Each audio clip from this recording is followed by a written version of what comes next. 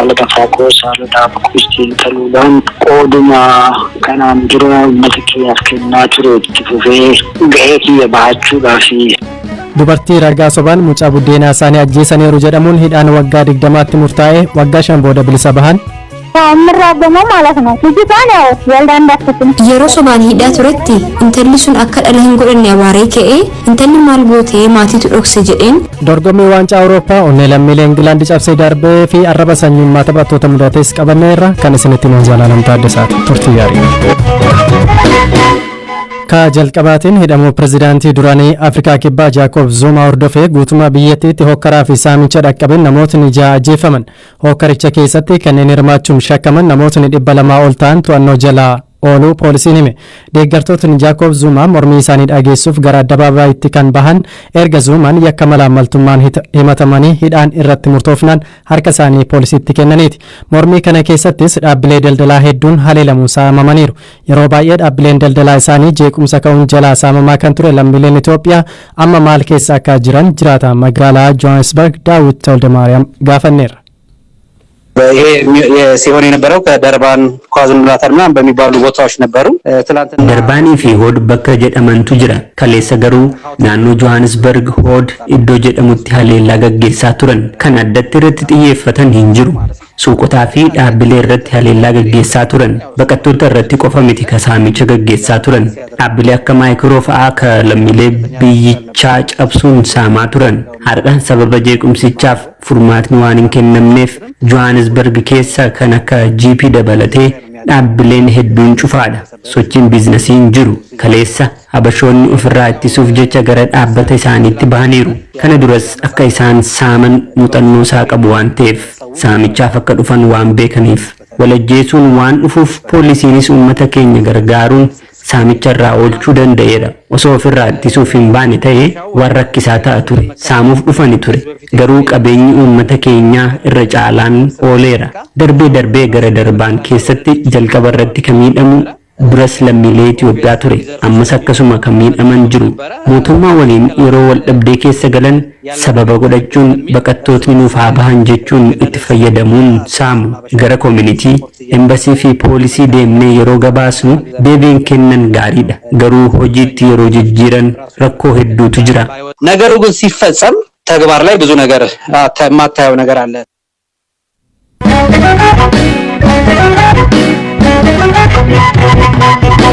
Kaa'ittaanutiin torbee darbee godina Shawaa Kaabaa aanaa Moojanaa jedhamutti waggaa 5 dura dubartiin Azaalech Beete jedhaman ragaa sobaan mucaa buddeenaa isaanii ajjeesaniiru jedhamuun hidhaan waggaa 20tti murtaa'e hidhaa waggaa 5 booda gadhiifamuun isaanii dhaga'ameera.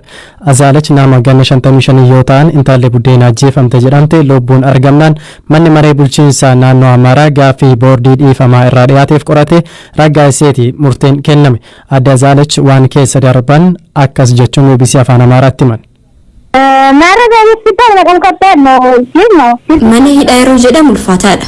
Garuu gocha sana jaarraawwannee fi badaa dhiibbaan irratti hin goone. Garuu intalli lubbuudhaan argamte erga jedhame asi sammuun koo sirriitti hojjetu. Yeroo hidhame kanatti qabeenya koo hunda dhabee dhokkeedhuma irratti hin kufe. Sobaan ijaan hiisisaniif ammas lubbuu koo balleessuuf biratti hin deebi'an. Gara biyya kootti hin deebine ammas mana firaan jira. Yeroo hidhaa dabarsanitti haqa isaanii dabee tureef abaaraa akka turanii fi namoota ragaa sobaa irratti bahanitti gadduus himaniiru. Yeroo sobaan hidhaa turetti intalli sun akka dhala hin godhanne abaaree ka'ee intalli maal gootee maatiitu dhokse jedheen otoo qaamaan ishee argadhee bataskaana hundatti naannessee uummata naa ilaalaa jechuun hawwa ture. Kunis naa ta'eera garuu wayyoo warra sobaan ragaa bahaniif samii fi lafti iddoo hin qaban. Namni aanaa sanaa fi uummanni Itoophiyaa anaan argee qalbii haa diddiirratu. Warra akkana na godhe immoo hin himadhu waaqti sanaa himatu.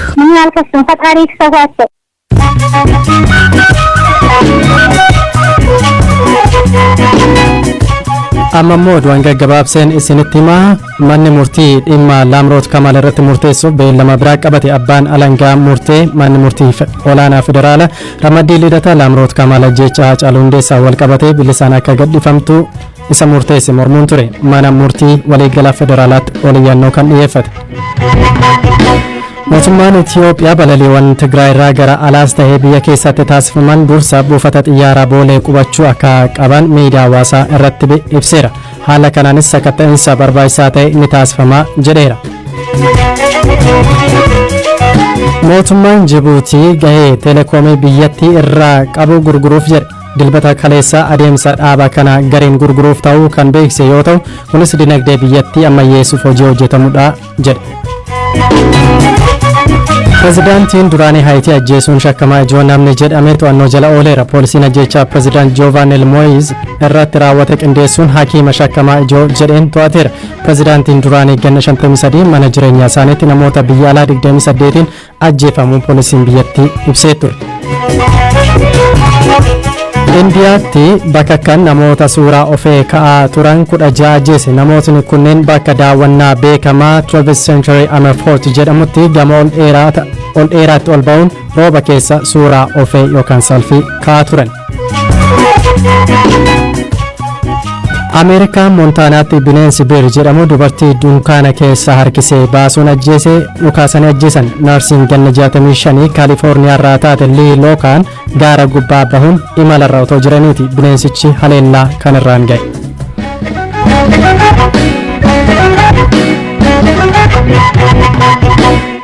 Ka ittaanutti ceenee jirra. Hayyuu duraanii ABO filannoo hayyuu dureen duraanii ABO obbo Galaasaa Dilboo filannoo Itoophiyaa bara 2021tti gaggeeffame dhuunfaan dorgomuun mo'atanii taa'umsa paarlaamaa argataniiru. Obbo Galaasaan qabsoon dhaabaa akka barbaadamutti hin deemne jedhanii harka maratanii taa'amuu gaarii miti jedhan. Haala filannoo kanaa fi kallattii qabsoo isaan gaggeessuuf jedhan irratti waa'illikoo maatii olaanaa dubbiseera.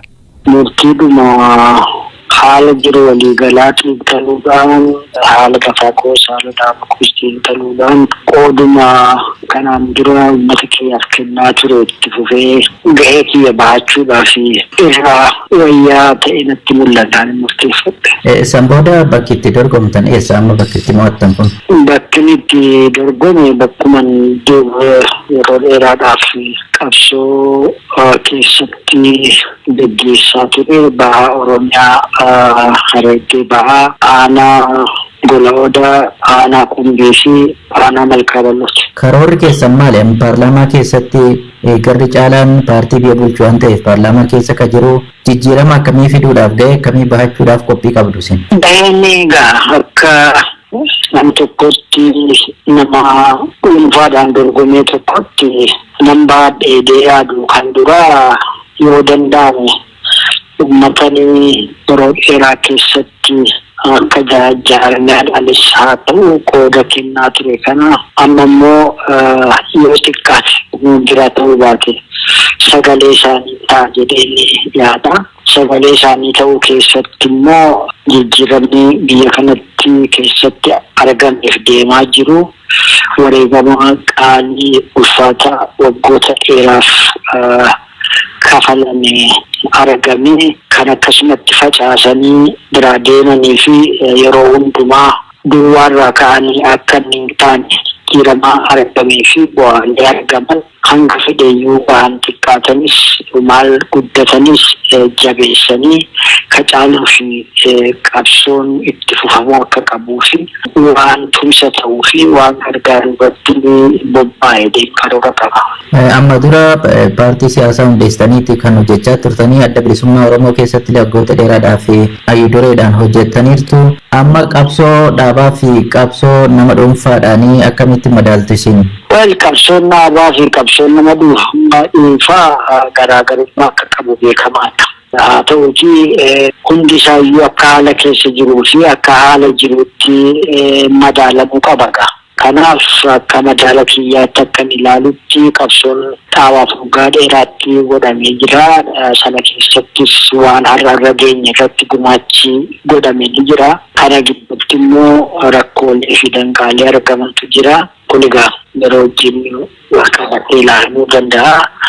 Akka nama argetti immoo akkasumatti kan dhaabaa sun ka jaarmiyaa sun hin taane yookaan akkan fedhutti naa hin taane jechuudhaan waan deemaa jiru tokko waan godhamaa jiru tokko akka hin jirretti haqanii bira darbanii yookaan akka maratanii taa'anii yookaan dura dhaabbatanii dararaa uummata keenyaa heddummeessuu osoo hin ta'in carraa argameen dhuunfaadhaanis waan godhamuu danda'u sagalee uummatichaa dhageessisuun waan bu'aa uummatichaaf qaba jedhamu irratti dubbachuun falmuu fi bakka irraa maqametti dura dhaabbachuun sirreessuudhaaf taasifachuun bu'aa xiqqaatu hin qabaatu.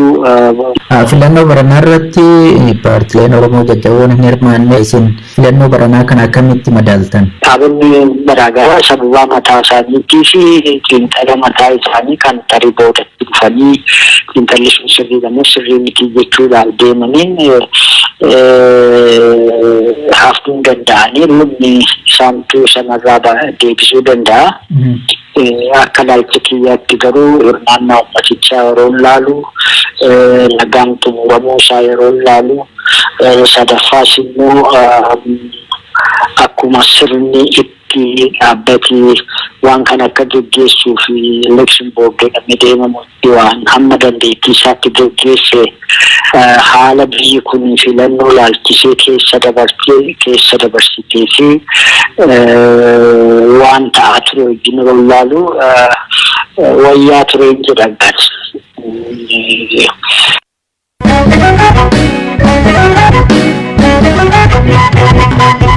Ka xumuraatiin dorgommii waancaa Awurooppaa xumuraa kaleessa galgala Ingilaand Wembileetti gaggeeffameen Itaaliin shaampiyoonaa taate. Ingilaand waggoota 66 booda waancaa injifachuuf hawwii guddaa qabdi ture. Injifatamuu Ingilaand hordofes arrabsoon sanyummaa taphattoota gurraacha biyyattii rukuttaa peenaalitii dhabaan mudateera. Gabaasa dabalataa qabna.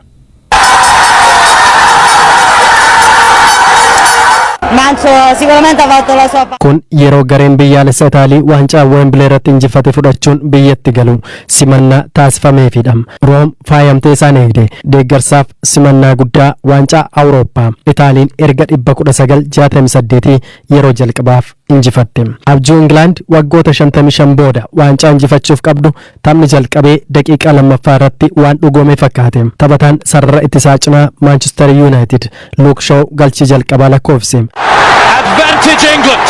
Itaaliin ganamaan durfamuu isaanii barraan duubaan ittisa cimaan fuulduraan ammoo galchii wal qixxeessituu barbaacha cimanii taphatan. Caalmaa taphaas harka Ingilaandii fudhataniiru. Istaadiyeemii Wembilee irratti tapha cimaa xumura waancaaf gaggeeffame deeggarsa ajaa'ibsiisaa garee biyyaalessaa Ingilaandii cinaa jiru dhaloota kubba miilaa Ingilaandiif abdii guddaa kenne ture. Dorgommiin waancaa Awurooppaa bara 2020 kun deeggarsi garee Ingilaandiif jiru gammachuun itti fufeera. Garuu boqonnaan booda taphataan sarara ittisaa Itaalii Leonardo Bonucci galchii wal qixxeessituu lakkoofse haalotni jijjiiramaa dhufan.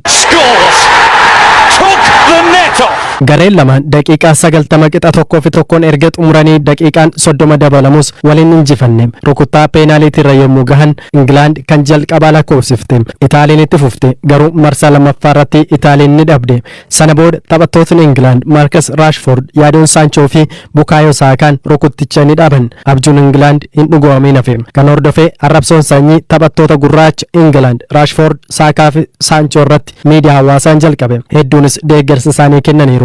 Gareth Southgate leenjisaan Ingilaand akka isaan rukutan natu murteesse itti gaafatama isaa natu fudhata jedhee taphattoota isaa jajjabeesse. Ministeera muummee United Kingdom Boris Johnson taphattoota kanneeniif kabaja malee arrabni maluuf jedhan. Dorgommii waancaa Awurooppaa irratti karra eegaan Itaalii Donnarummaan taphataa cimaa dorgommichaa ta'uun filame. Cristiano Ronaldoon ammoo galchii